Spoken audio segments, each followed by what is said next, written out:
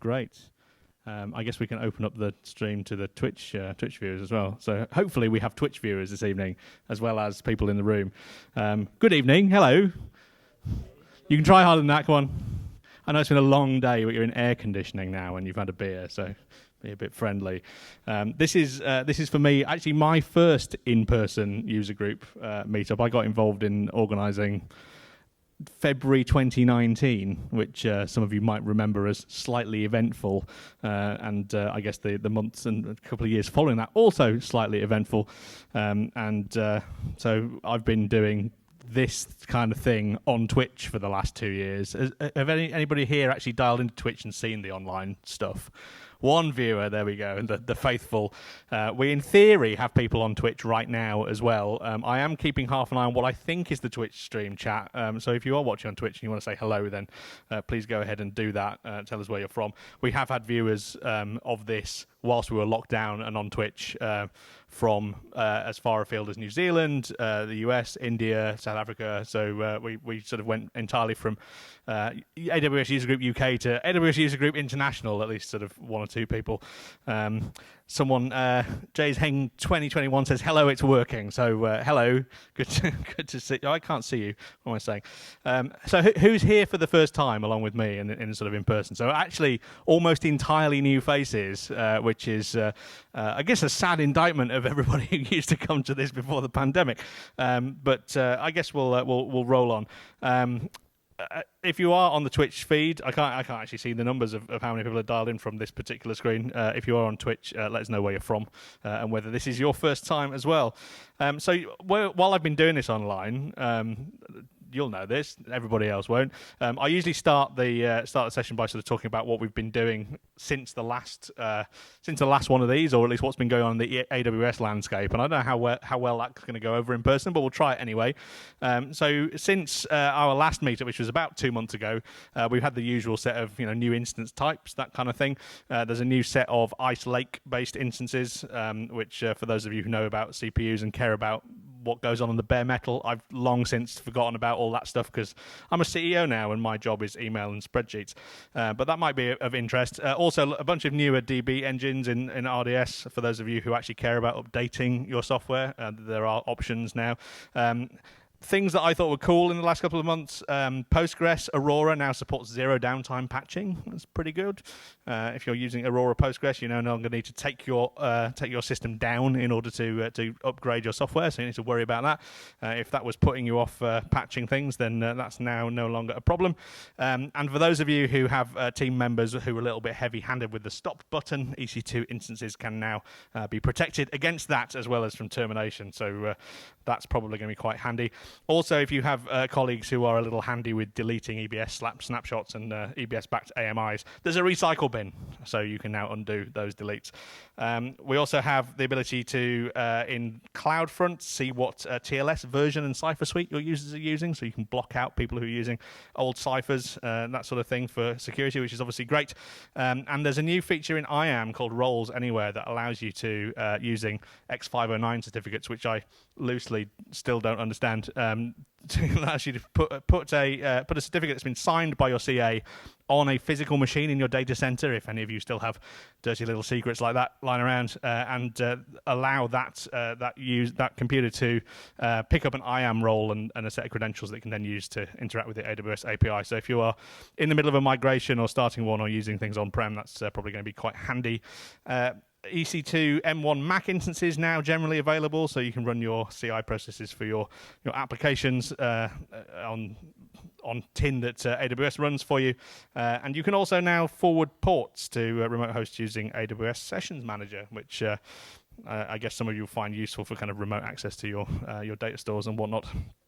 And of course, AWS Mainframe Modernization is now generally available for those of you still running mainframes. Is anyone in the room still running mainframe?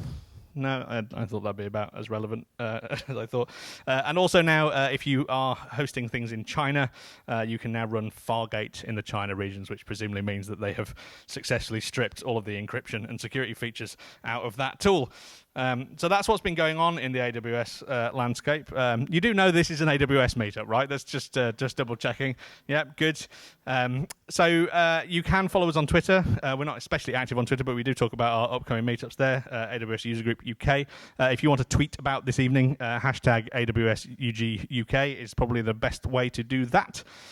We also we're on LinkedIn. If you're at all interested in LinkedIn, if you're one of those people, I'm sadly one of those people these days, dodging emails from recruiters and such. Do we have any recruiters in the room?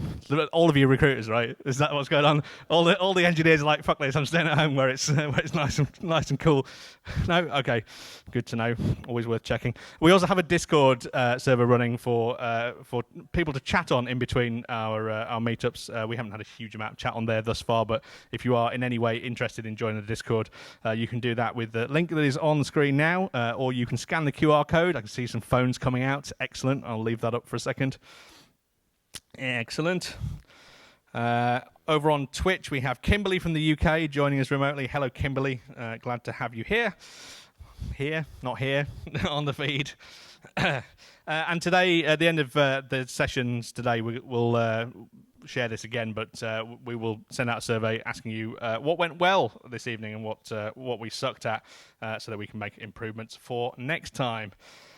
We have, of course, sponsors helping to pay for hosting of this space, and the salaries of these three gentlemen over here who are making sure that we are heard, seen, and lit, which is, of course, excellent. These sponsors are Deloitte, who I don't think we have anyone from Deloitte here, and they didn't send a video, so I guess we just get to say thank you, Deloitte. And we also have sponsorship from eSynergy, who in fact did send a video to us, and I'm going to play that right now. Good evening, everyone, and thank you for attending the AWS User Group. We are eSynergy, and for those of you who don't know us, we are a tech consultancy who specialise in building products, platforms and services for enterprises and scale-ups in heavily regulated industries. A few of those you may know in the private sector include Northern Trust, FIS and Apeo, and in the public sector, HMRC, DEFRA and the Crown Prosecution Service. So we're really looking to change the way that consulting is done and believe in impact consulting, which means we drive measurable impact that is tightly aligned to our clients' business objectives. Put in practice, that means high transparency, metric-driven reporting, incremental handovers, and a consistent focus on building our clients' capability. If you'd like to find out more, please head over to our website, esynergy.co.uk. Thanks, and I hope you have a great evening. Thank you, eSynergy. And we also thank Sainsbury's Tech, who... is anyone here from Sainsbury's today? Nope, no reps from Sainsbury's, with no video from them either, but thank you very much for your support, Sainsbury's Tech. And also because I have the mic and also the slide deck, and my company's hiring, and I did get permission from the other organisers. I'm John, by the way. I don't know, did I introduce myself? I'm John Topper, founder of the Scale Factory. We are currently hiring AWS consultants at various career levels. We next year, sort of Q1 next year, we'll be opening up a junior program. So if you or friends of yours are looking to get into cloud as a thing, we will be taking on a cohort of juniors in January. So keep an eye out for that. And if you want to talk about working for me, come and find me. I'll be here until the end of the evening, of course. There we go. Someone's taking a photograph of that as well. Excellent. Good stuff. We also, thanks to the sponsors, have a prize draw this evening. Usually we would do this sort of in person as a raffle. I say usually in person we would do this as a raffle, but because we have remote viewers as well, that is an online raffle. So if you are interested in winning, I believe an Echo Dot or one of two, an Echo or one of two Echo Dots, then do please grab that QR code and have a crack at filling out the survey on there. We can only deliver dots to UK addresses, so if you are currently joining us from Twitch and you are unable to receive a delivery at a UK address, then please don't enter, otherwise you'll be quite sad because we won't be able to send you the goodies. I shall leave that up for a second. I'll probably put that up again in between the speakers, maybe. I'm not entirely sure. I certainly would if this was Twitch, but if this was just Twitch, I'd be stood in front of a lot of buttons to make that happen, and I'm not this evening. Just one more second to get that QR code out. Okay, time's up. And more QR codes. Amazing. Isn't technology wonderful? We have also to give away today some discounted tickets on to go to EDA Day 2022, which is a conference, I believe. I actually didn't get a huge amount of detail about this from the guys who set this this slide up. But if you are someone who knows what Go to EDA Day is and looks relevant to you, then that QR code will get you to the right place, and that event is happening right here. There we are. To explore AWS serverless technology that's purpose-built for building applications with event-driven architecture. Hear from industry thought leaders from AWS and partners on the future of event-driven application. And what else are you here for other than to hear from thought leaders, two of whom we have coming up in a second. Toby's wincing at the idea of being called a thought leader. So this evening we've got talks from Toby and Pom. Toby's going to be up first. Toby... I've known Toby for a handful of years now.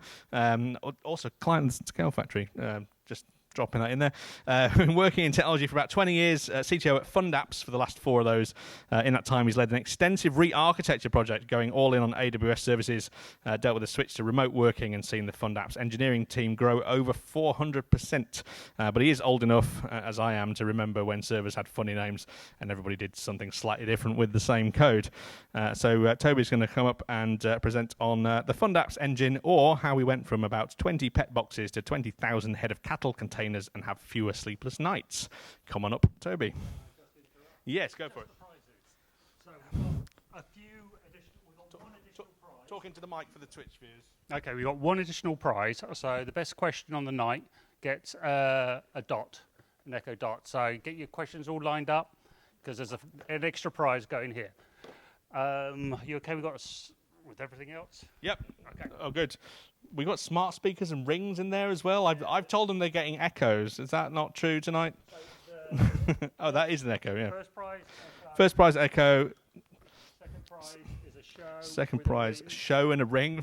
Okay. And 2 echo dots. There we go. And of course, we've got the three 3 free conference tickets to give away as well. Excellent. So, Toby, why don't you come up and plug in, and we'll hear from you.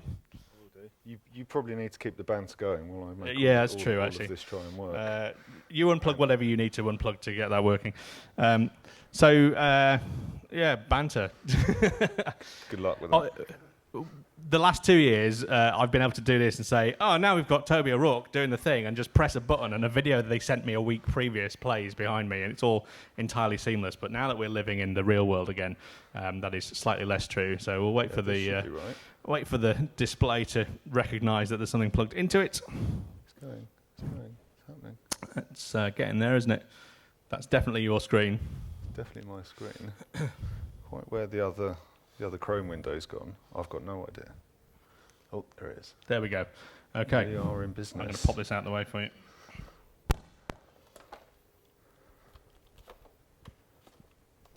And if you have questions afterwards is probably the best time for those, and I will come out with a mic for those. Let me move some stuff. So I think for starters, anyone wearing a Fund Apps t-shirt should be banned from winning the best question. You might get the most difficult question.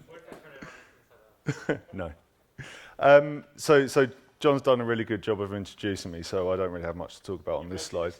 Yeah, I know. But so look, for the next 15 minutes or so, maybe a bit longer, I'm going to essentially explain the architecture we've put together over the last couple of years, and talk about some of the benefits of that for us and for the team, both at kind of a business level and also, like, frankly, quality of sleep level and uninterrupted weekends for some of our infrastructure people. But before I do that, I think it's important that you have a little bit of context about Fund Apps, who we are, what we do, and use that to kind of frame your thinking. So fund apps, we like to call ourselves the world's first compliance as a service vendor, definitely not the worst. Specialising in shareholding disclosure, position limits, and soon some other products as well. For those of you that don't know financial services, how many in the audience are work in financial services at the moment? Okay, so around 50%. Disclosure reporting is quite niche, but it's essentially the reason why Elon Musk came and his Twitter activity came to the fore a few months ago, because he built a stake that was above the threshold that he should have disclosed and didn't.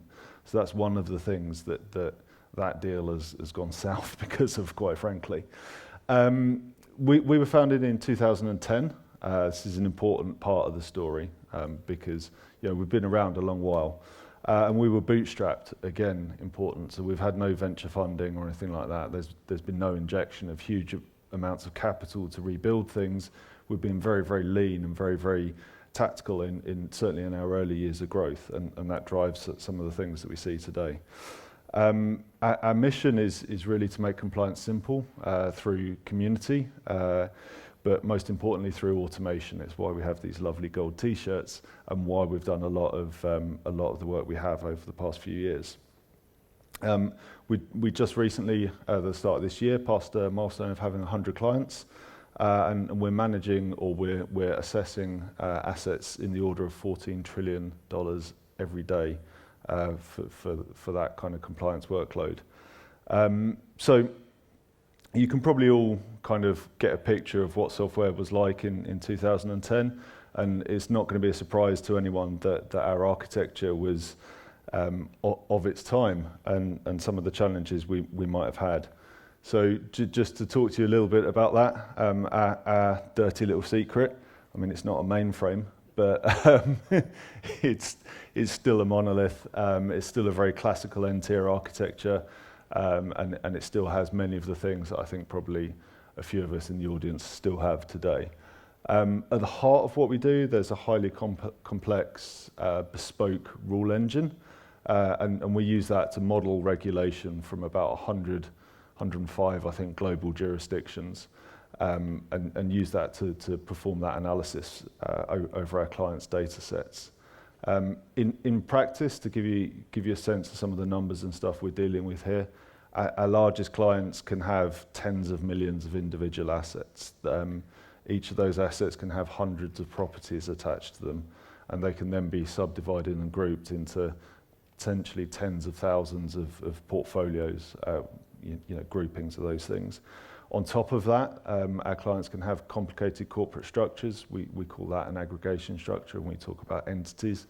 And all of those things kind of come together to drive an awful lot of complexity when we're doing that sort of analysis and aggregation, analysis and calculation of results. So, you're talking in the order of 5 or even 10 million individual rule calculations to process a big client across, a set of 10 million assets every time potentially. And a few years ago that was happening all in memory, all on a single node. And I'm sure we can all see where that's going, right? There are limits to that, and you have scale problems. It would happen for us. We have a small farm of fairly large R512X instances that do a lot of this work, which is fine in most cases, but actually those things spend an awful lot of time idling and just costing us money when they're not doing any work, and our utilization is horrific, like 20% or something.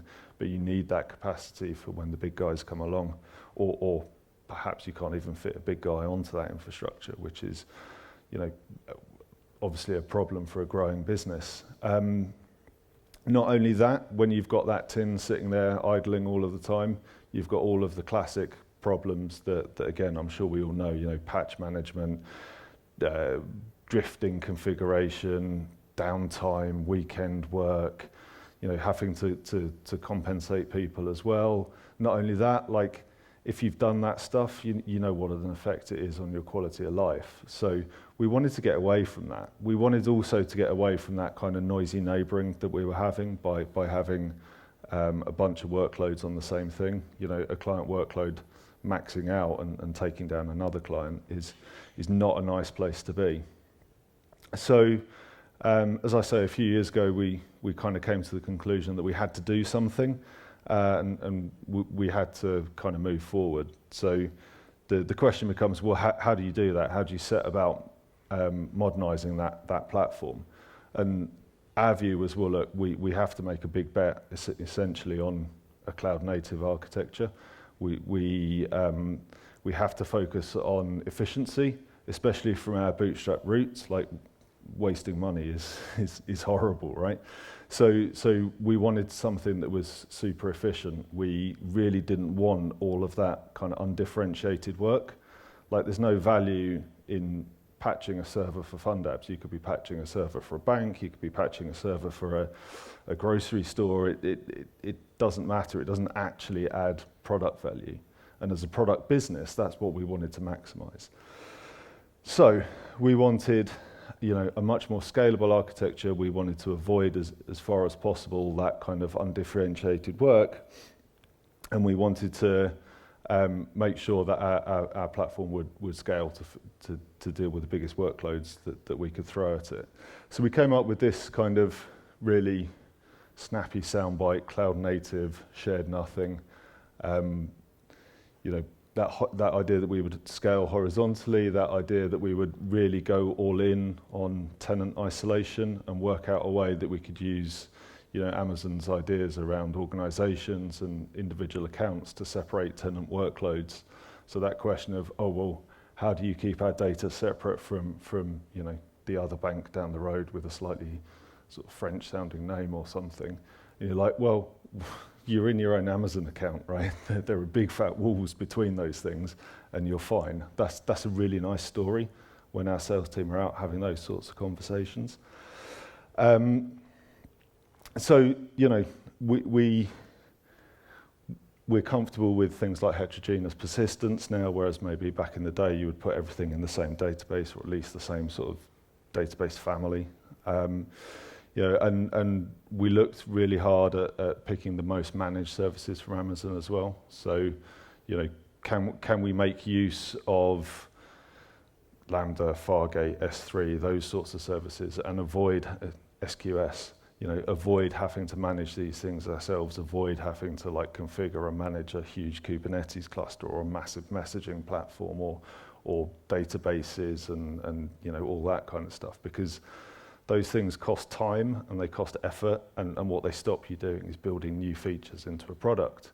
And as a product SaaS business, that's what we're here for. So that's kind of what we were thinking. But really, I guess what you want to know is what does it look like, and it kind of looks like this. So at a high level, what we have is the new fund apps rule engine essentially, but we make real heavy use of step functions, and they've been fantastic. Like, not only are we using them here now, we're using them in probably half a dozen different services in our estate, and you know, we find them fantastic for describing processes, describing workloads, and being able to reason about them. So we have these step functions, and essentially what they do is they all follow a fairly similar pattern, which is actually fairly similar to the old engine in terms of what it does, right? We haven't actually changed too much of the way that process happens. We've just broken it apart and sprayed it across thousands of containers, which is pretty cool. So we get a workload, we break it up into a bunch of individual messages, and then we fire those messages at a cluster of Fargate tasks. And so something that was happening in memory on a single node is now broken down, it's happening outside of memory. State is actually stored in S3. And those calculations happen on typically somewhere between 50 and 200 Fargate tasks. And if you think that we have about 250, maybe a little bit more at last count, total number of environments for our clients and demo purposes and all the rest of it, you can see that just multiplies out to quite a big number of containers that could be running all at the same time if our clients were to turn up all with the same workload. Now, the benefit, of course, is because these guys are all in separate tenant accounts, they're not cross-talking to each other. There's none of that kind of noisy neighbour stuff there. So, if it's the Swiss-sounding bank this time and they send a whole load of data at us and they blow up their environment for whatever reason, fine, your environment's dead and we've got an incident to deal with, and that's not great, but nobody else needs to worry about it because their environment is theirs. And we can do that because it's serverless, and we're only paying for it when we're using it, and we're only using it for sort of typically, somewhere between 5 and 30 minutes a day is all the time that we're spending on this workload for these clients. So, rather than running a horrendously over provisioned pool, you're running your workload when you need it for as long as you need it, which is a pretty nice place to be.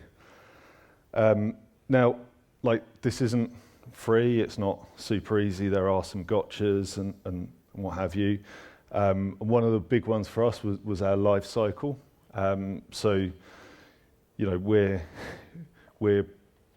We like to think we're pretty good at what we do. Obviously we do CI/CD. For those of you that know Dora and the metrics there, we come out high or elite in all of those metrics. And to be honest with you, it's kind of the legacy old stuff that keeps us from being elite in all of those areas. We've got, what have we got now? I think we're with recent hires, we've just gone through the 50 engineer mark. So, we've got multiple tens of changes happening to our software on a daily basis. So that's a lot of change that could be happening, a lot of changes that we want to push into those client environments. But we need to have some guarantees around that, right? We need to understand, we need to make sure that a client workload isn't disastrously calculated on 2 different versions of that same engine because, bad things could happen there. So we've spent a bunch of time thinking about that life cycle and making sure that is safe and how that works. And hopefully a colleague of mine, Mike, we'll start talking in more detail about that soon as we really start to publicise a tool that he's rolled to deal with some of the challenges of trying to push out the same software to several hundred Amazon accounts at the same time and not have this kind of horrendous rolling situation. So we have these changes. Obviously CI goes green, that's fantastic. We build an image, we push that into a CI/CD, what we call our CI/CD account. So essentially there's a single repository, single source of truth about where our task images live. And then essentially nothing happens, right? We change a few parameters and then we just sit there and wait, because the only time we actually need that container is when a client shows up with some data. So if you showed up with some data yesterday and you got version 20, you might show up with some data tomorrow and you'll get version 27. If you're showing up with data at some point between those 2 points, you might have got version 23 or version 24. But it only really matters when you show up with your data. So when you show up with your data, our engine spins into life. It's like, hello, I'm here. What do I need to do? And the first thing it needs to do is go and get its container. So it will look in parameter store. It will grab the version that it needs. It will go off to ECR. It will grab the right version of that container, and it will bring up 50, 200, whatever the number is. Bring those things up. It will start chunking through those messages and do its work. Now, obviously, you've got a 12-factor application here. So what happens if something breaks in the meantime? Well, the way the task is configured, it will just spin up another one of the same. It's never going to try and upgrade a task in flight. It's never going to change versions on you. So you do that work. You push your data to store S3 wherever, and it spins down again. People have got their results. They can interact with it. And that's it. It kind of works, right? Well, it doesn't kind of work. It does work.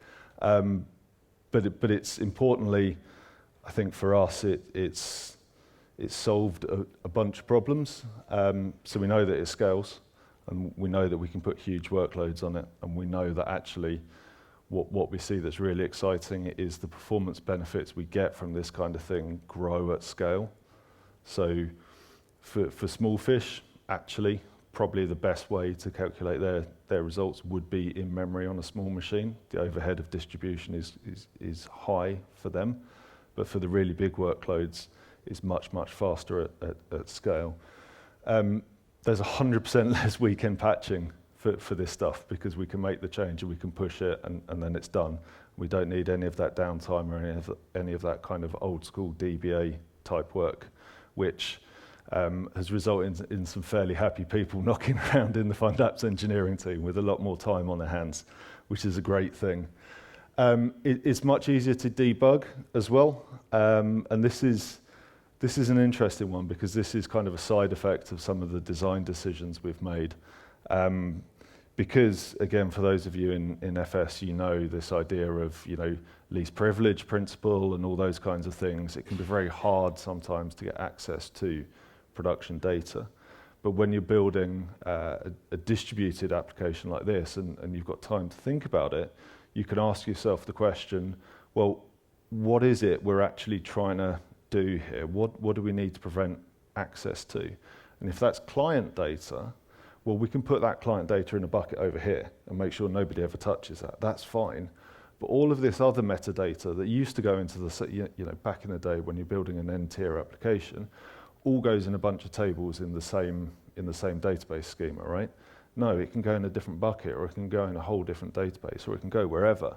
And because that's just metadata about the running application, we can give access to everybody to that.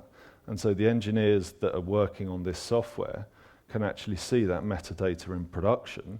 There's no client privileged information in there, but they can respond so much faster in the event of an incident or a bug and debug, which means, again, we reduce our cycle time, we reduce our toil, we provide a better service to our clients. So that's a huge win. It's cost effective by default.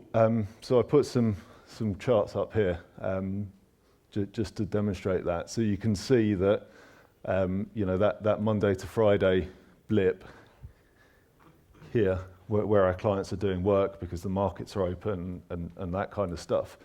And if you compare that with the stuff that runs the old world below, and all of that horrendous EC2 instances and other is database that's just sat there costing us the same when it's doing practically nothing. So we haven't even started cost optimizing on this yet. We haven't started thinking about spot instances. We haven't started thinking about intelligent tiering for the stuff that we put into S3, and it's already hugely more cost effective and more efficient. So that's fantastic for us as well.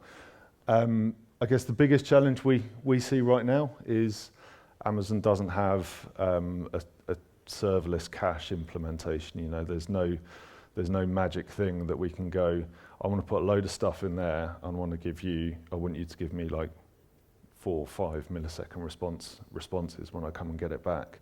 Because if we had that, again, we'd trim a load of time out of the kind of the spin up of this platform. At the moment, we spend a few minutes waiting for an Elasticache cluster to come up so that we can use it, which is fine if you're doing like, a 30-minute workload that would have taken an hour on the old platform. Even if you spend 5 minutes of that waiting for a cluster, it's not the end of the world. You're still better, but we can be even better.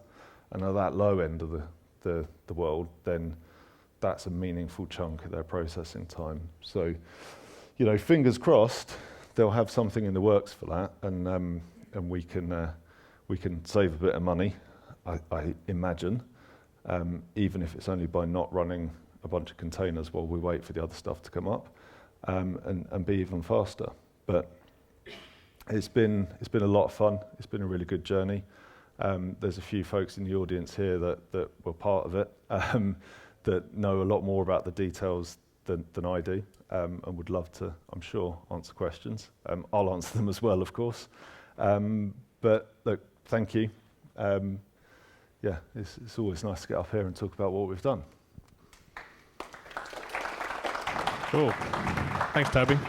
And there's another QR code. Great. QR codes a go-go.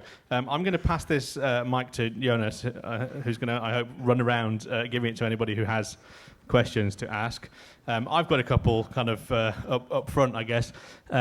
One user on Twitch said nice T-shirts. I don't know whether you're giving those away, but stay tuned. Yeah, they come with a job. They come with a job. Okay, so those of you, or the person on Twitch who asked that, who like the T-shirts, talk to Toby about working for him. So I guess you were.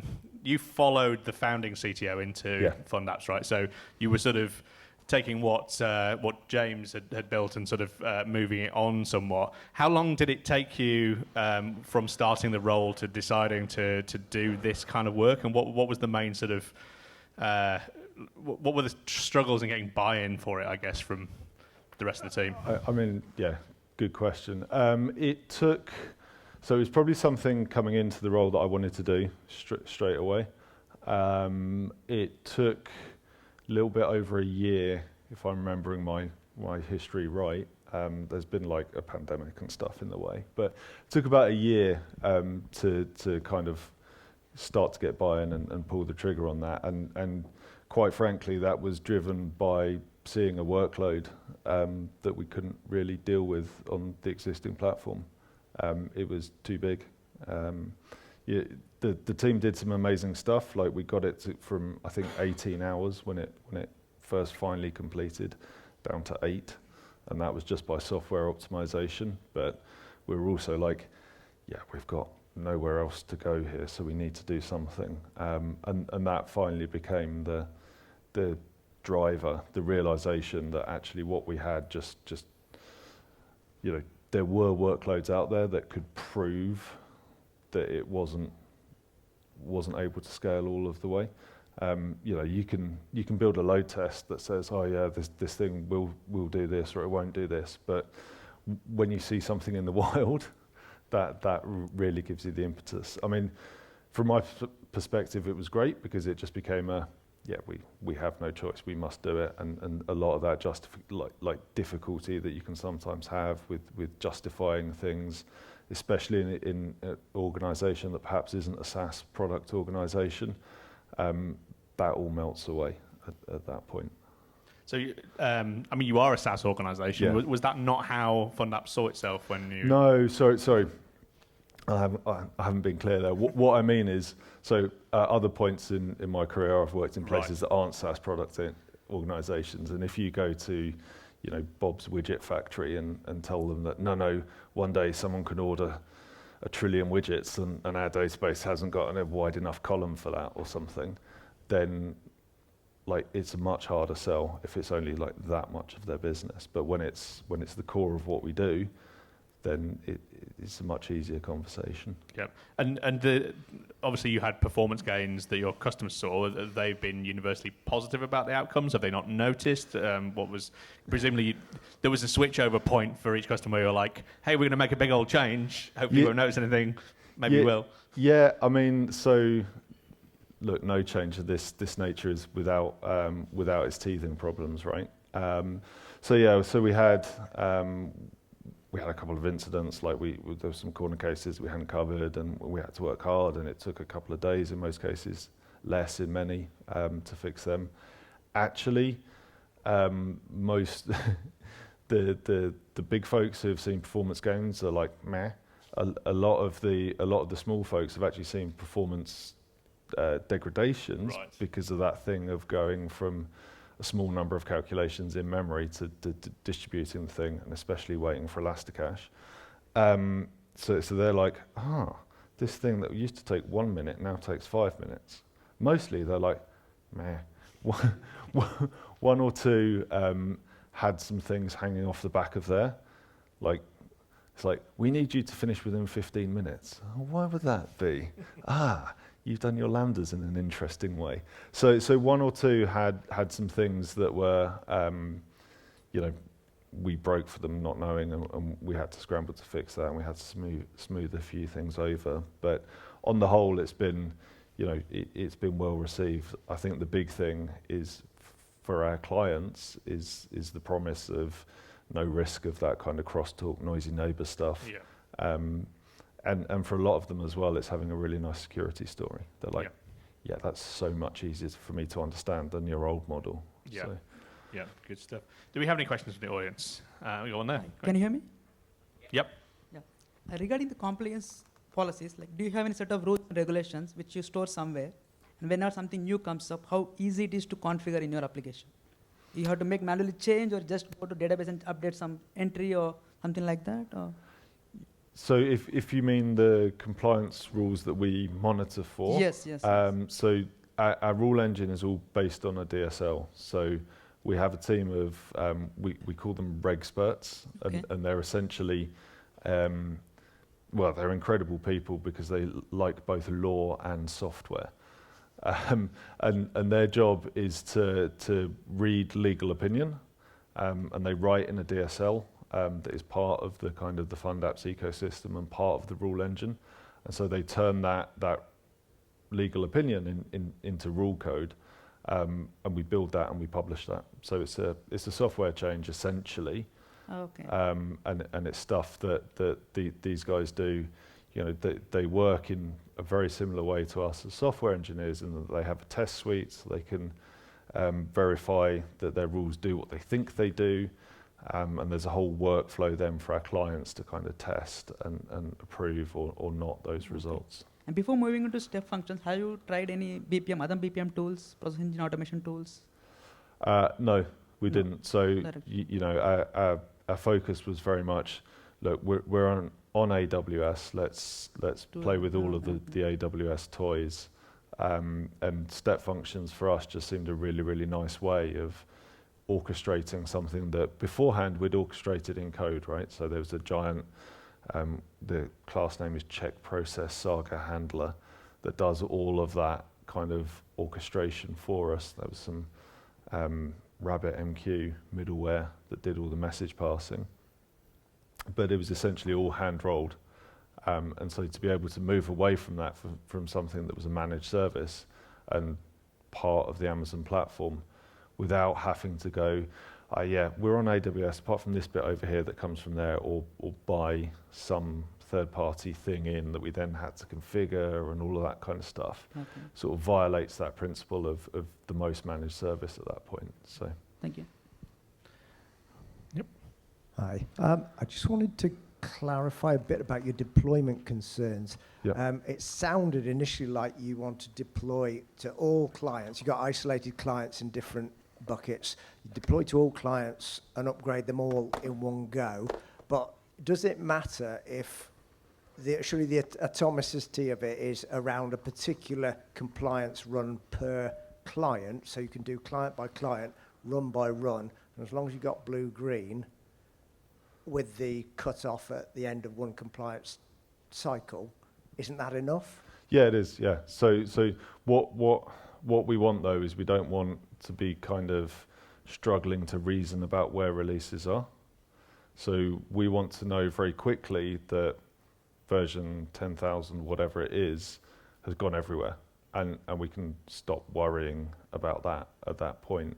If that's a rolling process that takes several hours to roll out to all of our clients, you've always got that thing at the back of your mind, where are we in the release cycle? Is it that one out or that one out? So our aim and our goal is always to push it out as quickly as we can. It's then, obviously, it essentially depends on the client workload, whether they ever use that release or 3 or 4 more releases happen until they actually pick one up and use them. But we always want that possibility that everybody can use exactly the same version. So what's your longest run per client? Because that's the edge case, isn't it? That everyone should be deployed once the longest running one's completed. Deployment run? Yeah. Or No, your client, say, runs for 15 minutes. Yeah. That's your longest client. Therefore, you start at some point during that 15 minutes. When your longest running client's job's finished, then you've done everybody. Is that right? So the jobs are client initiated, and they can happen at various times during the day. So they provide us the data for analysis. So it's not the case that we trigger those jobs for them. We're kind of beholden to their ETL and other processes, I guess, that produce the data. So it could be that you're providing me data at 9, chap next to you is providing me at 9:10. You could both be on the same version, or a deployment run could have happened in those 10 minutes, and he's on a slightly later, slightly better version. That's kind of fine. We're okay with that, as long as each run per client is atomic. We'd like people to get the new version as soon as possible, because we trust it, because of our test pipelines and all that kind of good stuff. What we don't want to do is slow things down, or have like a long time to worry about, is this out, is that out, is you're changing that release or that release, or what. So by being fast, we can avoid worrying about a whole bunch of stuff. I'm not sure that fully answers your question. Near enough. But Yeah. Cheers. Cool. One more question from the floor, if there is one. Down the second row there. Hello. One question. So I saw you are publishing the image in one ECR. That's the source of truth for everyone. How do you test that image before getting it from the customer's account? And same on that, how do you roll back changes? So the image gets tested as it gets baked, right? So unit tests, integration tests, smoke tests, all that kind of stuff through the pipeline. So by the time that we're ready to publish that image, we've run it through our test suite, and we're confident that it's good. And so we publish it. That kind of source of truth will keep a stack of all of the images that have been published. So to roll back would be as simple as changing the pointer. So we push a version into SSM, parameter store, and we'll say version 10,000, 10,001, whatever. If we wanted to roll a client back, we'll just push version 9999, and then they can flip back. So if we did have a broken change, and we are software engineers, so we make bugs. B, we are humans, so we can't catch them all. So when that does happen, if that bug is like not a roll forward kind of fix, then it's very quick for us to say, well, okay, we know that there was a known good version, so we can flip back to that. Then we can work on the longer term solution, like the fix forward, and then when we're ready, we just fire the pipeline again, update that version, and we're golden. Right. Thanks, Toby. You're going to stick around and have a drink with us and answer some questions after the... You know forms. we will. I do know you fairly well. Although it has been a while since we've had a drink together, so nice to rectify that. As you can see, I've got the most important QR code of the evening up. Nope, that's my job ad. Hold on. I think Toby sat on my clicker. It's probably still turned on in that box. Let me unplug that so it doesn't happen again. That was unintentional shilling of my careers page. So the sponsors prize draw, if you haven't yet entered that, please do feel free to do so. If you are currently watching from Twitch and you would like to enter, please do ensure that you can accept a delivery at a UK address. Otherwise, you are not going to get your goodies. We have what looks to be an Echo, 2 Echo Dots, and an Amazon Show and a ring, which we're going to be giving away later on. Great. So I'm going to fill while our next speaker comes up and plugs his laptop in, and we're going to do that by I guess some shows of hands, maybe. Like who amongst you considers yourself a software developer? Okay, and DevOps engineer and sysadmin. Yeah, we're not calling ourselves that anymore, are we? Even people with beards like mine are not calling themselves sysadmins anymore. So a reasonably kind of even split. Those of you using serverless technologies primarily for your workloads, show of hands. Yeah, little trickle there. Sort of classic monoliths. Who's building a classic monolith? Anyone? Yeah, sorry. its time will come. Talk to Toby about getting rid of monoliths. That's probably a worthwhile thing. That's like POM's set up now, so that's about as much filling as I need to do. But I do need to grab this bit of paper here so that I can read the bio that he wrote for himself, that I've copy edited slightly. So Pom Singh Sabharwal has held various positions in strategy, product marketing, and business development at Halliburton Landmark, where today he is technical sales and solutions manager for Europe, Eurasia, and Sub-Saharan Africa. That is a hell of a job title, isn't it? Is that what's on your business cards as well? No. Okay, good. There's an acronym. Okay, yes, all shortened. Prior to his service company career, worked for 2 large independent oil and gas operators in the North Sea assets as a production geoscientist, contributing, I guess, to the hot weather today. No. Whilst he's been at Halliburton Landmark, he's worked across the world, and his recent role was working with Halliburton Digital Platform Technologies. He's going to tell us today about how they built a multi-tenant SaaS application in the cloud. Off you go, Pom. Yeah, so don't beat me up. It's the same people that are serving the new energy too, right? So we are the people that have the know-how. We're the subject matter experts in geothermals, hydrogen, name it, carbon capture. We're the ones that's serving that part of the world too.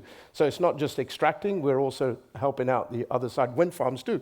So it's the same technology applied to the new energy, as we call it, right? So if there are anyone out there, don't beat me up later on, please. I am from the energy side of the business, but I'm going to talk about how we've taken some of our complex monolithic applications plus our cloud-native new applications into multi-tenant SaaS environment. So just a standard harbor, safe harbor that we throw up. So a little bit about the energy business. Let's just talk about what the energy sector, the trends that are playing in the energy sector. Right? One is in the digital workplace transformation, right? It's the reskilling of our staff, subject matter experts, software developers. The Landmark product service line at Halliburton is purely software development, and we serve the energy business with our software applications, solutions, and services. Investing in collaborative technologies is key, and I'll show you some examples of collaboration that's happening out there, field to the office, office to the office, partners out there that are working on assets and so on. An increase of AI, reducing risk, increasing efficiency. That's the key thing here. And that goes hand in hand with automation, right? So the automation is about eliminating manual processes. Not just manual processes that we've done that takes weeks, months to get to an end result. We've automated, and we've got examples now of automation now really giving us more of scenarios, so that we're applying AI and ML to accelerate some of that. And then, of course, connectivity. That's digital IoT technologies.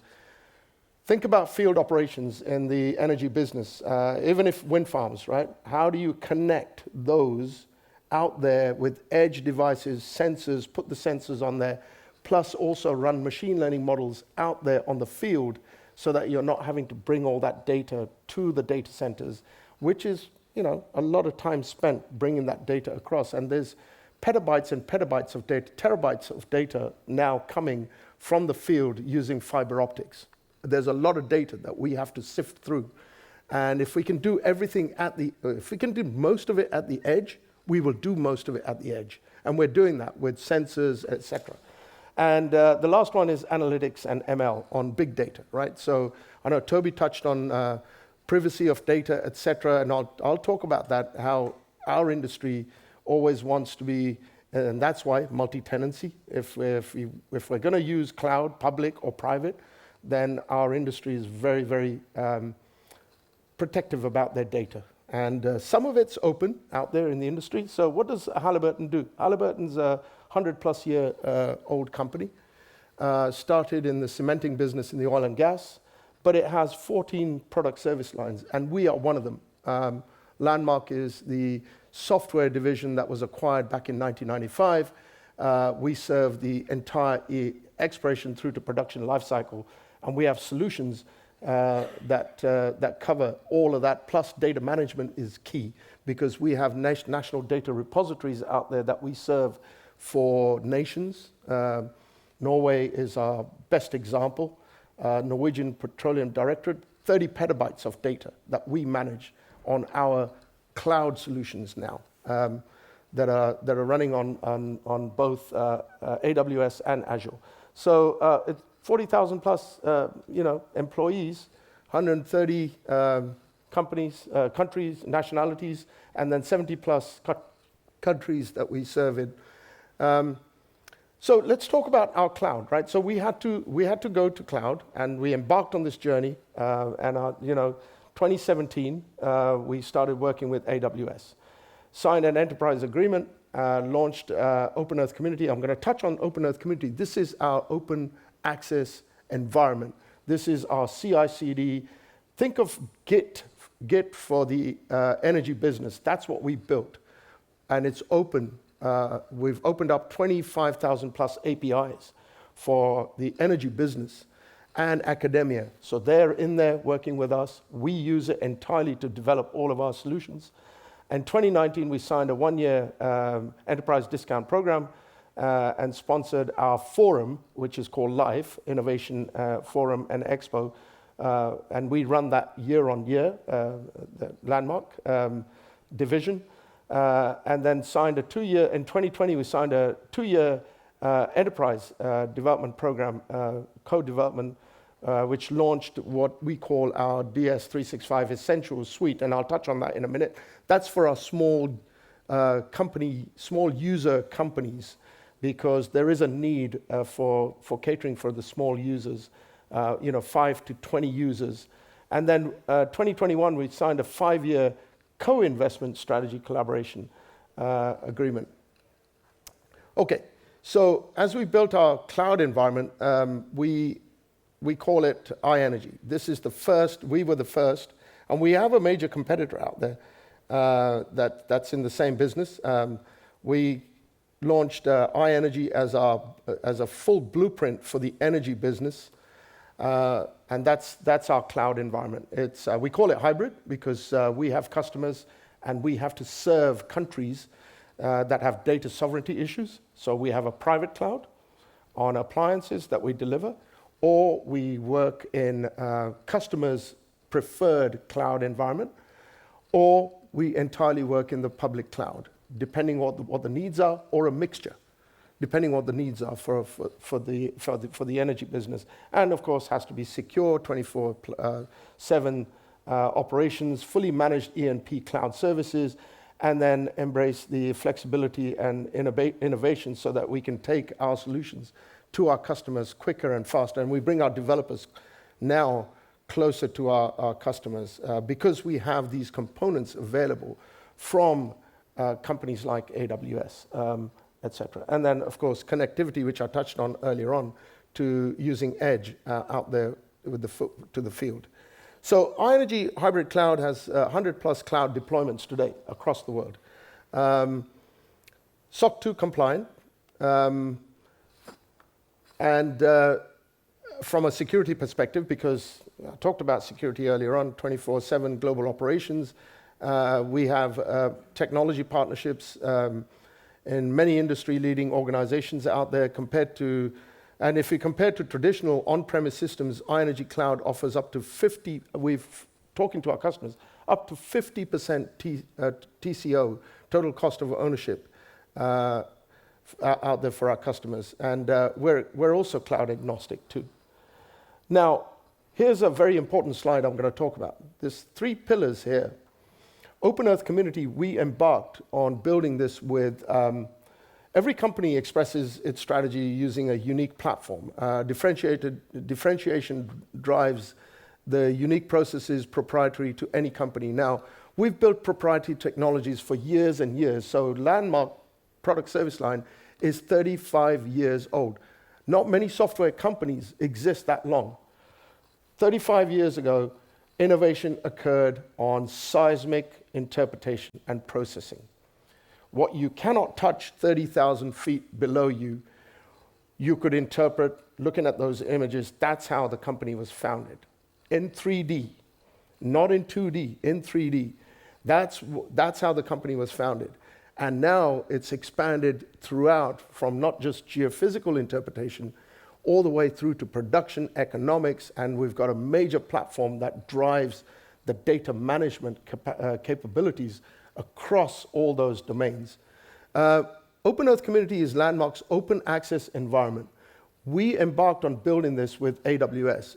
It's a CI/CD for CI/CD and deployment. Working with AWS, Landmark created this collaboration environment for our customers, scientists, engineers, academia to consume what I said, 25,000 plus APIs from our open platform.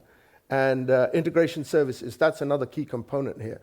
This is where Landmark and Halliburton applications are also developed. All the 14 product service lines within Halliburton, they leverage Open Earth Community. Any collaboration with our customers that we do, when we take our developers closer to our customers, we develop on Open Earth Community. And then the Decision Space 365 in the middle is all of our applications that have been made cloud ready, meaning they're not just lift and shift into the cloud. So we've taken our legacy applications, optimized them on a blueprint for the energy business, plus all the new developments that we're doing, which are cloud native, microservices driven, containerized. Those are under the banner, commercialized under the banner of Decision Space 365. And of course, I introduced iEnergy as our cloud on the right-hand side. So just the big picture. Now I want to go and talk about how we've taken some of our monolithic applications up into the cloud and optimized them on this blueprint.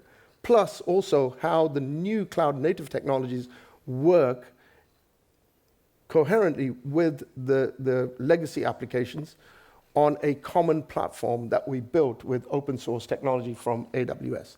So if we look at our classic technologies down at the bottom, which are legacy applications, and they span across through to production. I'm just taking a sample here for subsurface, which is your exploration, geophysical, geological type workflows, and then of course seismic processing. We worked with AWS and we made them cloud ready. So this was not just a lift and shift. This was optimized to make them cloud ready, to leverage all of the cloud capabilities, elasticity, etc.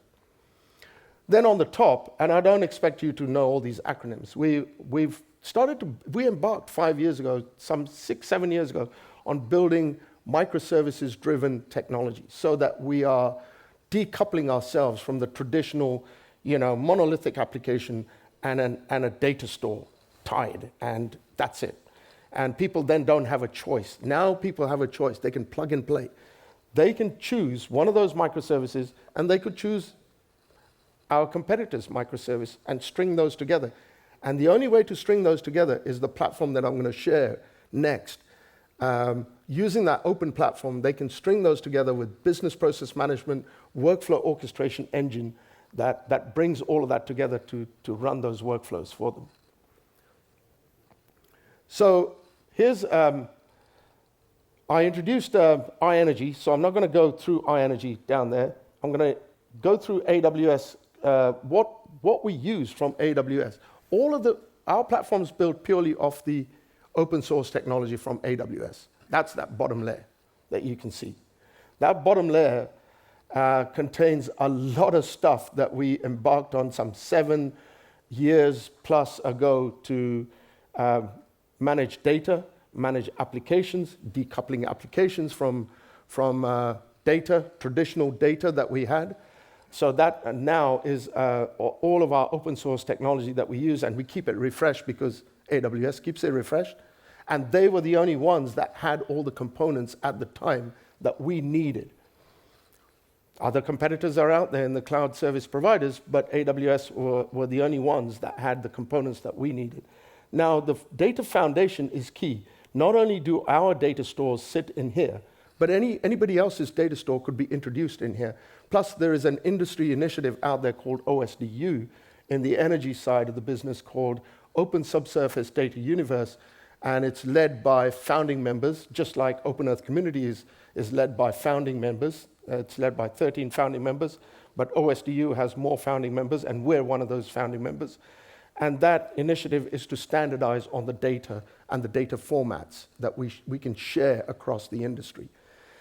That is a very important key aspect there, that new development that happened about 4 or 5 years ago. So industry is moving in that direction. Now, that red layer that you're looking at is the key component that allows us to now connect to different data sources plus different applications at the top. On the left-hand side, you see Halliburton applications. Multi-vendor could be one of our competitor technologies, and we do work because our customers want to tie in their choice of applications. The only way to do that was to introduce this integration foundation with a data server, connector capability, messaging, search. There's a business process management engine. There's a data quality engine in there, web framework, data transfer capability, and of course, analytics, because that's key now on anything we do out there. Now, I'm going to share a couple of videos for you, which actually show you how we do this. And these videos are examples of some of the work that we're doing with our customers. And then at the top, you'll also see workflows and business process management, because customers want their business processes not only from a corporate perspective, but if they're working on a particular asset, they want to put together business processes. If there's a drilling program, for example, they want to have business processes for that particular asset, and they want everybody to follow that, from planning, design to execution, and then continually optimize that. The only way to do that is to connect all of this together using the integration foundation capability and the data sources. Then people talk about data lakes. Data lakes is not a good idea, because you're now taking data from your data sources and throwing them into another big container. That integration foundation basically lets you connect to any data and keeps track, because there's a data model in there, keeps track of where that data is coming from and going. So we continually keep on expanding that data model as it goes along, with the new data types that are coming through in our industry, plus new data types that get introduced. Anybody here from the energy business? No? Okay. All right, so on the top, I'm going to also talk about DS365.ai. That's our machine learning platform that we've opened up for the industry. So OpenEarth I've introduced, and then Smart Digital is our co-innovation service, where we bring our developers, our services component closer to our customers and execute on projects that they want to see. So I want to share with you a video here. This is a full data ingestion workflow with machine learning automation of bringing in data into an environment. That could be your corporate data store, for example, and cleaning and QCing that data using ML methods. So that speeds up a lot of the manual processes that we had. Now, these are all components that we've used from the cloud service providers that have provided that, AWS in this case, to build those data quality engines, etc. Now, with so Landmark tools are modular, open plug and play, using agile data operations practices. And I'll also touch on a couple of other things where we need some help from AWS, because there are some areas where we get bogged down, where we can either save cost, not only for ourselves, but also for our customers when it comes to virtual machines running in the cloud. So this is automated intelligent workflow, removes the need for manual human intervention. So this video here, okay, so it didn't start from the beginning. Here we go. The workflow starts with loading files with simple self-service interface. It's a drag and drop. ML is used to predict the metadata from previous results and runs quality checks for the completeness of the data, validity and duplication. So you'll see on the left-hand side the 3 or 4 different checks it's going to make for the data. So this is basically some wireline log files coming from the field. This is either derived from fiber optics or standard wireline data that's coming from a well that's being drilled. And ML is used to predict the data from previous results and quality checks, and then duplication too, because there's a lot of duplication out there in the data that we deal with. So you still see that, right? So right now on the left-hand side, you see the circles that it was doing some quality checks on the data. Once it meets all the quality checks, it will sit for approval from whoever the approver is going to be. At that point, it's the approver that's going to say it's met all the standards, and you'll see some color coding on the data on the right-hand panel in a minute with orange, red, or green, where it's actually passed all the data checks. And lastly, I'm going to share with you an application. So it's now not only ingested the data, but it's served the data back up to an application, to a particular application. In this case, this is a drilling application that's looking at the rate of penetration prediction for drilling optimization as you're drilling. Now, this could be, this particular one, I think it's like 8,000, 9,000, no, 10,000 feet below sea level.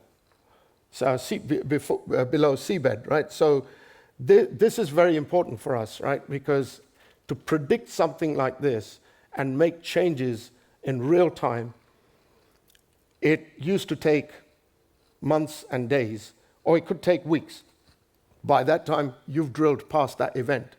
And there could have been a catastrophe or some other event may have occurred. Now you've got downtime, and that's money and time and cost. So now we're employing ML, as you saw, data ingestion, plus real-time data coming in, plus doing some prediction work as the drilling is happening.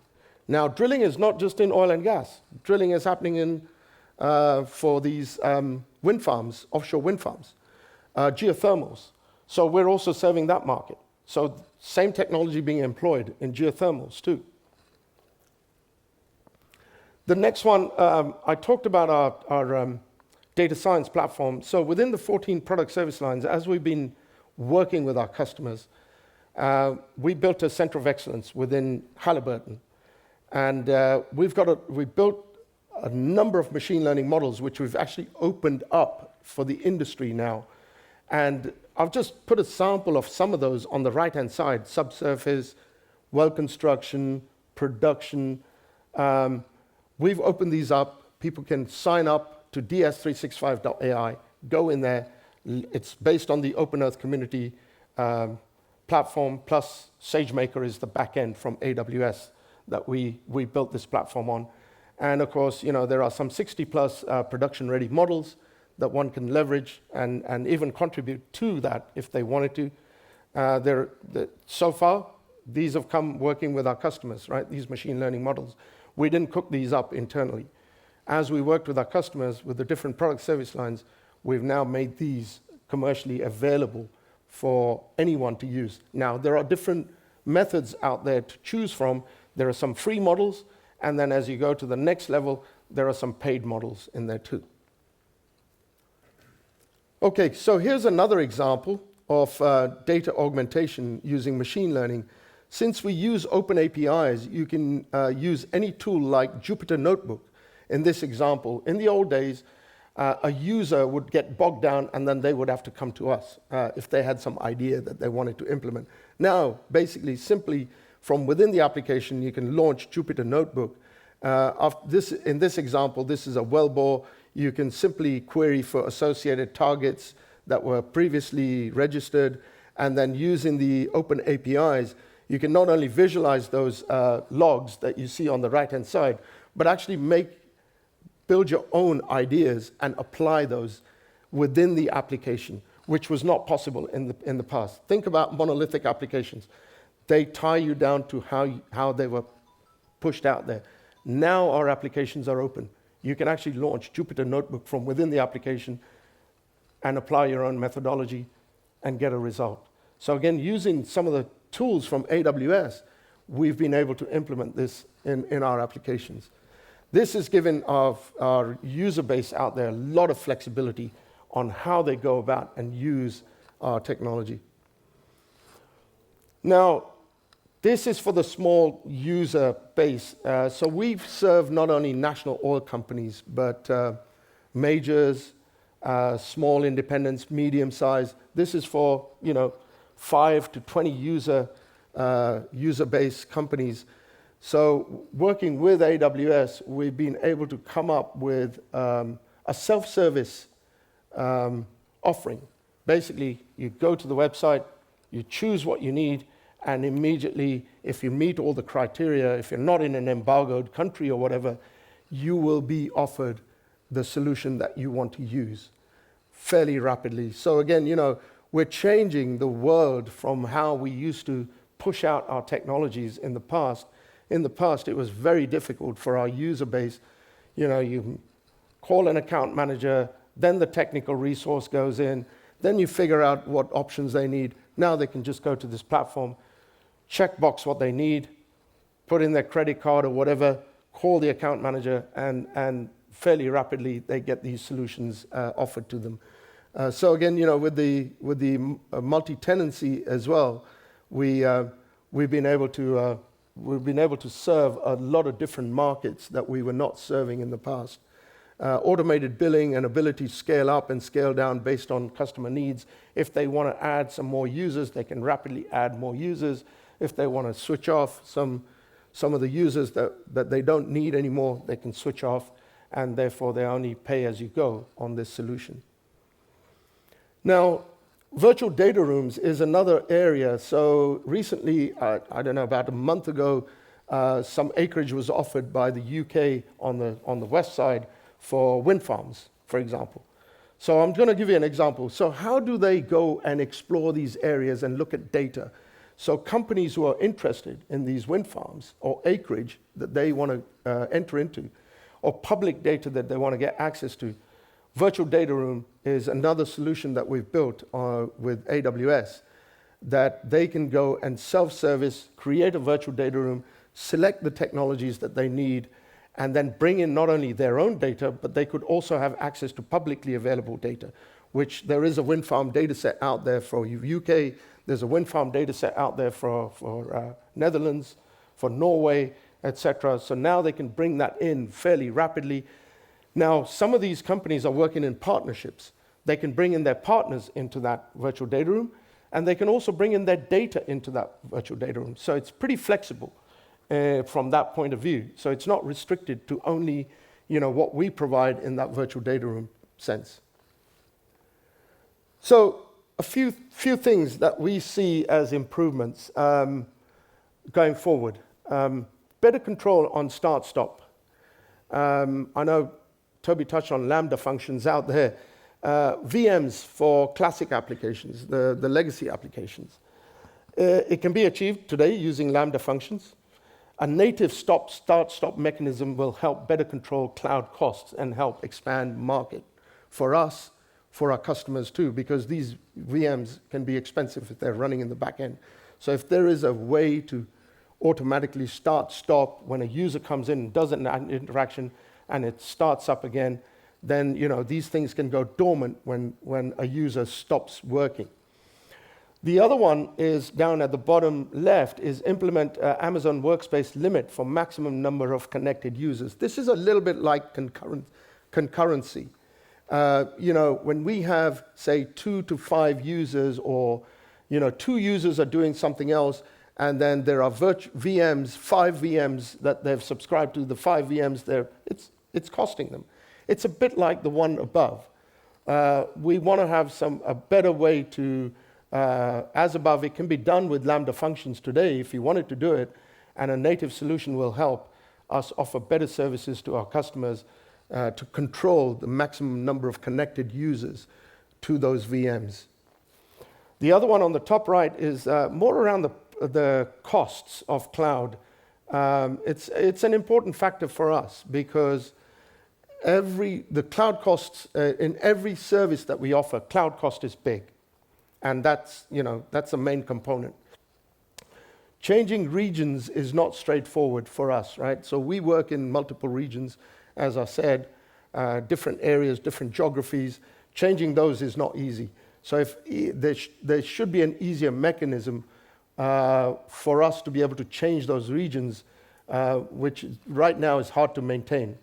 And then the far right, for us, the way we deal with our customer base, I mentioned Sub-Sahara Africa. You know, when I go to Sub-Sahara Africa, there are data sovereignty issues, connectivity issues. We are looking at outposts. We're working with AWS on outposts. There is limited coverage. We want those outposts out there quicker, faster, so that we can deploy our solutions out there. Now, there's a couple of things in our business. 3D visualization is very, very important, and that can become a problem.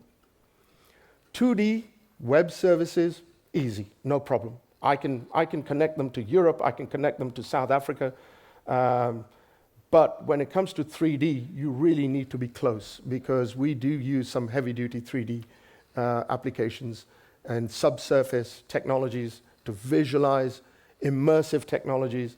The only way we can do that is using some higher-end 3D capabilities. In that case, we have to take the solution closer to the customer.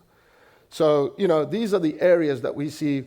There's a number of areas that we're collaborating with AWS, but these are the top kind of 4 things that are pulled out that we see today that we need help with. And some of these are moving with AWS, some a little bit slow. So with that, that was my last slide there. With that, I'll close up and take any questions you may have. Thanks, Pom. I would just say it's an industry I don't really know a great deal about. Are you saying that the models that you've built are able to process data that's coming off your drilling rigs kind of in real time and sort of provide feedback as the drill is going into the ground based on the data that's collected? Literally now. Right. And don't think of it as milliseconds. I mean, it's near real time, because now we have connectivity to the rigs, whether they're onshore or offshore. And the best example, you can go out there, the best example is Aker BP in Norway. There's a press release out there. There's a couple of press releases out there how we've connected field to the office. And not only that, connected, so we're not the rig providers. So we use our open platform to connect to their platform, the rig provider's platform. The sensor providers, we use our platform to connect to their sensors. Collectively, we have to bring all that information together to do the predictive work. Without that, it wouldn't be real time. Without that, we're just collecting wireline data, and with wireline data only, it's one piece of information. Yeah. And is this satellite? Is it sort of cabled? How does that look? Yeah, so onshore is, you know, there are remote places in onshore too, right? Depending on which countries you're working in. 3G, 4G connectivity. Rigs are well connected now. If you look at North Sea, most of those rigs are connected. Satellite connectivity. Norwegian and UK offshore rigs are well connected.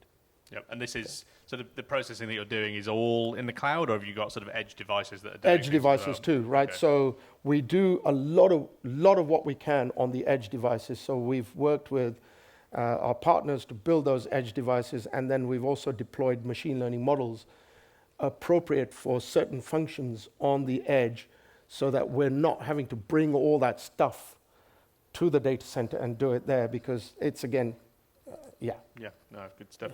Any questions from the audience? I've got a handful over there. One man with a microphone in his hand already. Yeah. Go for it. Just to make life easier. So you mentioned something about you being cloud agnostic and probably region agnostic, but then you also mentioned about how your data model is built around something very specific around, let's say, Redshift or any other AWS-specific technologies. How are you sharing data across cloud providers and regions? Because that's a little confusing about how you're actually achieving that from Redshift to Synapse, for example, or to BigQuery. How are you actually achieving that if you're claiming to be cloud agnostic? So here's, and we have examples of that. That's a very good question that you bring up. So if we take Company X will have their cloud environment that they've prescribed to, and they will have their data either sitting in that cloud environment, or they may have it in another cloud environment. So we are agnostic. So iEnergy environment that I introduced, we can place it within their cloud environment. Okay, now there's not many of our competitors that do that today. So we can actually put our iEnergy environment in their cloud environment, so we bring it closer to them. Now there's a lot of performance gains with that. If you run it outside on our cloud environment, we can tunnel in, but there's a lot of performance loss. But the tunneling is not going to work, and we can talk about this offline, Yeah. but because these are completely different underlying data sources, right? Yes. So like if you're saying you're tunneling BigQuery and Redshift together, I would love to know how, and we don't have to talk about this right now, we can talk offline. Well, we can chat. I've got my data guy here with me, so we deal with these problems on a daily basis. Yeah. Next question.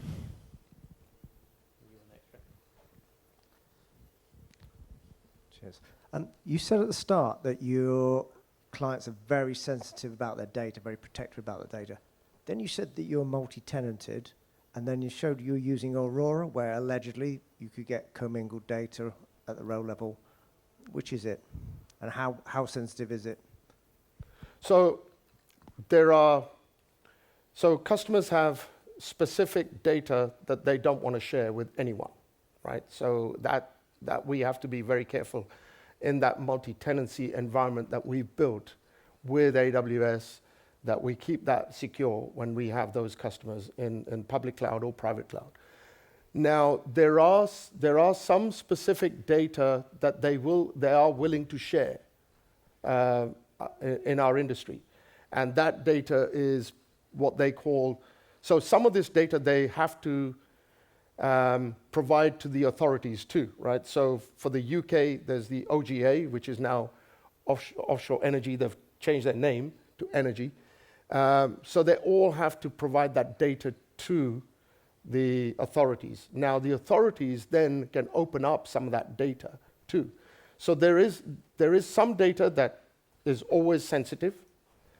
There is other data that becomes publicly available. So in that scenario that you're talking about, we can give you a little bit more detail offline on how we deal with that. I really meant what technology do you use to ensure segregation, but we can talk after. Yeah. Cool. And one more. Questions are not very evenly distributed across the room. They're all over this side. You know, you guys over here can ask questions as well, right? Yeah. Yeah, no, that's fine. They haven't put their hands up. They don't Can care. you hear me? Yeah. Oh, yeah, Do you have any OCID or OAuth integrations with your SaaS providers? Sorry, say that again. Yeah, OpenID Connect. So like anyone can register with the additional third-party auth providers on any of the services, or you need to register, go to your site and register to use your service. That's an ID question. Yeah. Through the integration services, the foundation that I introduced, through that, yes. And do you have any feature to track carbon footprint? Yes. Do you have a feature? Yeah. That's good. We have a platform that we've built, emissions tracking, and our company, we do that internally. We have our own initiatives. So there's a solution called Envana from Halliburton, where we are working with major organizations for emissions tracking, field operations, emissions, etc. Yeah, and we track our own and report that back to the authorities. Yeah. One more question, if there is one from the room. No? All right. Thank you very much, Pom. Thank you. Thanks. We are going to announce the winners of the raffle. Once Pom's got his laptop off the podium, I can plug back in. Not to rush you, Pom, obviously. So back on in the entirely online world, this was much easier. It's just button presses. But now you have to watch me struggle with cables with one hand and juggle a microphone. But luckily, I've done this before.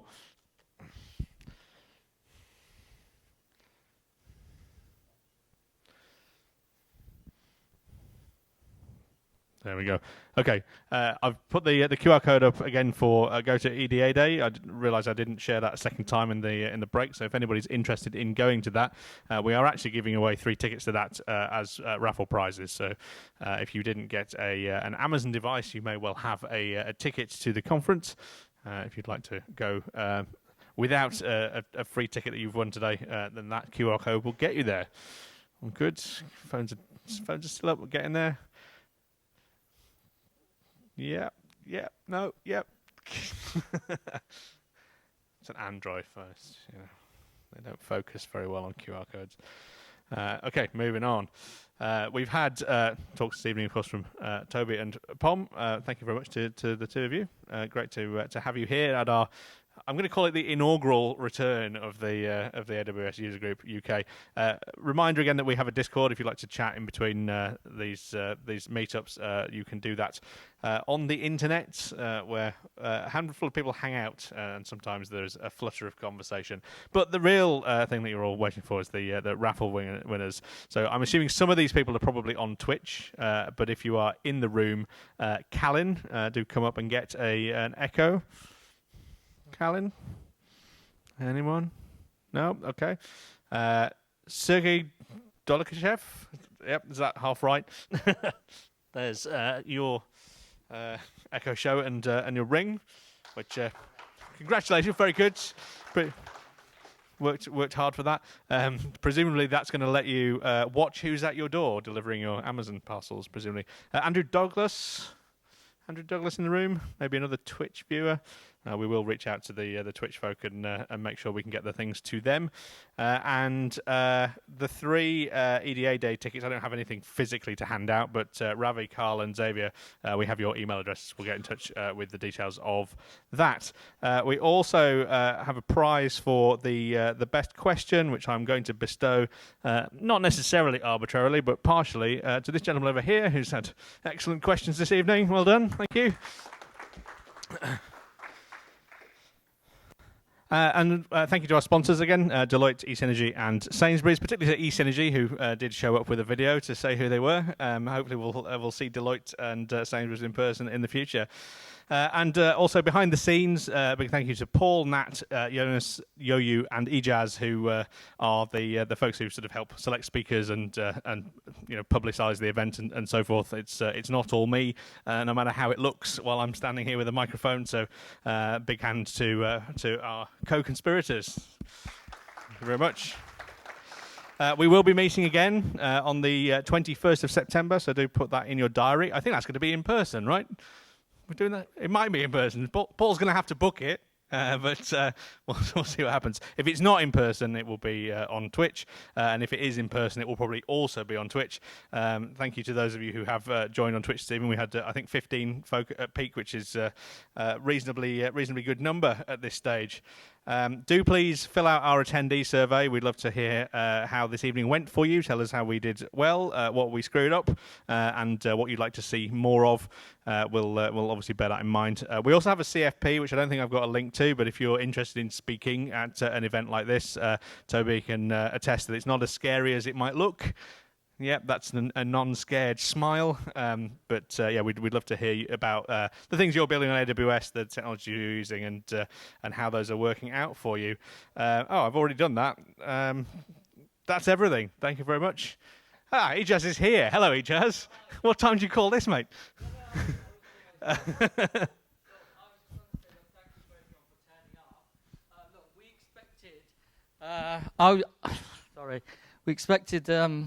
I was expecting that all the prizes were going to go out to you lot who actually turned up, but there are a couple of prizes from people online. But since you have turned up and we have 2 prizes here, I think, look, it's the first time we've been here. Let's give these out to these folk here, yeah? So how are we going to do this? We've got 2 prizes here. We have an Echo Dot. What do you how do you think we should do this? Come